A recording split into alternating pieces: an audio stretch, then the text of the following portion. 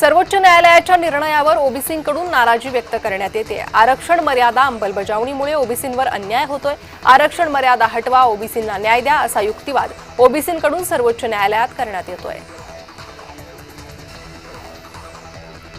नवी मुंबई विमानतळ सुरुवातीला 12 तासच खुले राहणार आहे। विमानतळापासून दररोज 23 विमाने उड्डाण करणार असून फेब्रुवारी 2026 पासून 24 तास कार्यरत होणार आहे।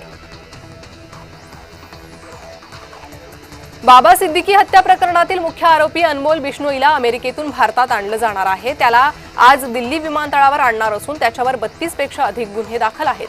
तर सलमान खान फायरिंग प्रकरणासह अनेक गंभीर कटांमध्ये त्याचा सहभाग असल्याची शंका आहे। वसईतील एका निवासी संकुलात दरोडा टाकण्यात आला। 3 जणांनी घरात शिरून महिला आणि तिच्या मुलाला बांधून घरातील 10 लाखांचा ऐवज लंपास केलाय। यावेळी आरोपींनी केलेल्या हल्ल्यात महिला जखमी झाली आहे। या प्रकरणी पोलिसांची 4 पथके तयार करण्यात आली आहे।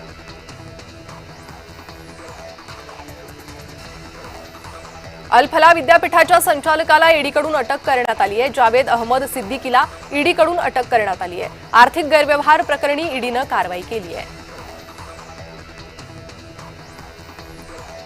सीएनजी पुरवठा अखेरीस सुरू झालाय। यामुळे आता वाहन चालकांना दिलासा मिळाला असून सीएनजी भरण्यासाठी 10 तासांपासून रांगा लागल्या आहेत।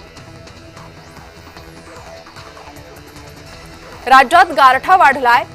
महाराष्ट्रात 2 दिवस थंडीची लाट असून किमान तापमानात आणखी घट होणार आहे। उत्तर महाराष्ट्रासह मराठवाड्यात थंडीची लाट तीव्र होणार आहे।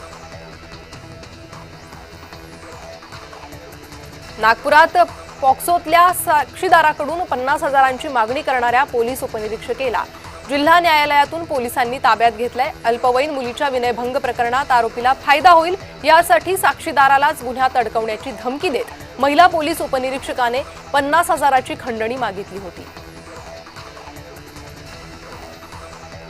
नागपूर शहरातील शासकीय कार्यालयांवर महानगरपालिकेची 3.89 कोटींची पाणीपट्टी थकीत असल्याची माहिती समोर आली आहे। शहराला दररोज 750 MLD पाण्याचा पुरवठा होत असून यातील सुमारे 200 MLD पाण्याचा महसूल गेली अनेक वर्ष बुडतायत। महापालिकेच्या उत्पन्नाचा प्रमुख स्रोत असलेली पाणीपट्टी थकबाकी मोठ्या प्रमाणात वाढली आहे।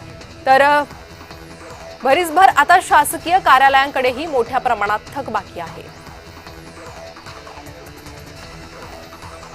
नाशिकमधल्या इंदिरानगर पोलीस ठाण्यात गणेश जगताप या भोंदूबाबावर गुन्हा दाखल झालाय। एका महिलेची 50 लाखांची फसवणूक करत शारीरिक शोषण केल्याचा आरोप या भोंदूबाबावर आहे। तर इंदिरानगर पोलिसांकडून या भोंदूबाबा संदर्भात अधिकचा तपास सुरू आहे।